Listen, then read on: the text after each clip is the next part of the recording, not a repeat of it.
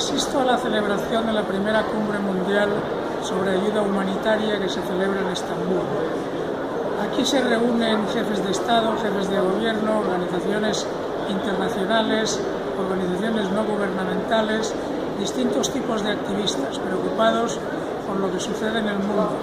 60 millones de personas que requieren ayuda humanitaria, desplazados en todos los continentes, niños que no acceden a la educación.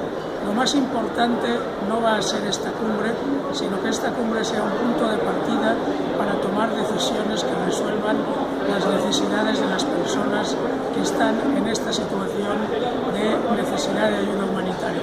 Por tanto, aquí lo que tenemos que hacer es asumir el compromiso de poner en práctica los acuerdos que se alcancen, que no serán excesivamente ambiciosos, pero que podemos hacer ambiciosos en los próximos años en cada una de nuestras instituciones.